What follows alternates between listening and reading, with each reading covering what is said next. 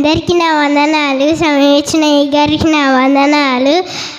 పాత నిబంధనలోని 39 పుస్తకాల పేర్లు చెప్పబోతున్నాను.